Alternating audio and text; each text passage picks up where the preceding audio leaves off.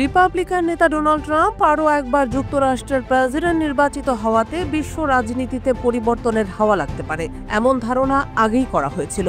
বলা হচ্ছিল ট্রাম্প বিশ্বের শক্তিশালী রাষ্ট্রের সর্বোচ্চ ক্ষমতার আসনে বসার পর বাংলাদেশ, ভারত, পাকিস্তান এই দেশগুলোর রাজনৈতিক অঙ্গনে চোখে পড়ার মতো পরিবর্তন পরিলক্ষিত হবে। এবার এই ধারণা বাস্তব হওয়ার আভাস পাওয়া যাচ্ছে পাকিস্তানে।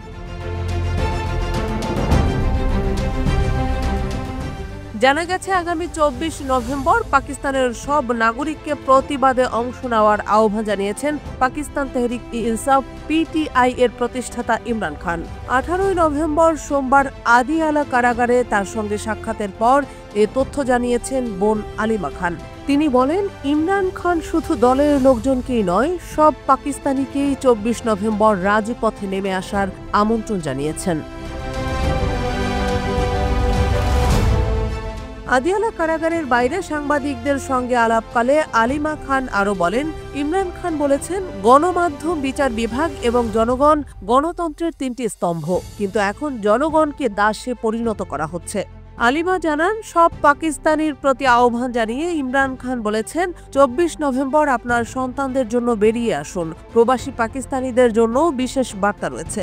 আপনারা যেখানেই থাকুন না কেন, ২৪ নভেম্বর পাকিস্তানের জন্য বের হয়ে আসুন এবং বলুন যে এই পদ্ধতি আর গ্রহণযোগ্য নয়।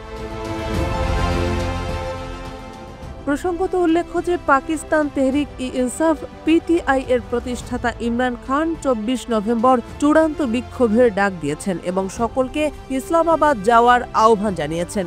ইমরান এই আন্দোলনকে শেষ ডাক বলে অভিহিত করেছেন। তিনি বলেছেন, ২৪ নভেম্বর বিক্ষোভের কেন্দ্রবিন্দু হবে ইসলামাবাদ। পাকিস্তান এবং বিশ্বজুড়ে প্রতিবাদ হবে। দাবি আদায় না হওয়া পর্যন্ত আন্দোলন শেষ হবে না।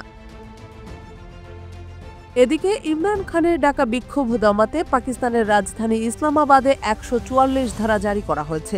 অতিরিক্ত ডেপুটি কমিশনারের জারি করা প্রজ্ঞাপনে বলা হয়েছে, ইসলামাবাদে যে কোনো ধরনের ধর্মীয় ও রাজনৈতিক সমাবেশ নিষিদ্ধ করা হয়েছে। ৫ বা তার বেশি লোকের জমায়েত নিষিদ্ধ। ইসলামাবাদে ১৪৪ ধারা জারি হওয়ায় আগামী ২৪ নভেম্বর ইমরান খানের শেষ ডাক কতটা সফল হবে সেটি এখন দেখার বিষয়।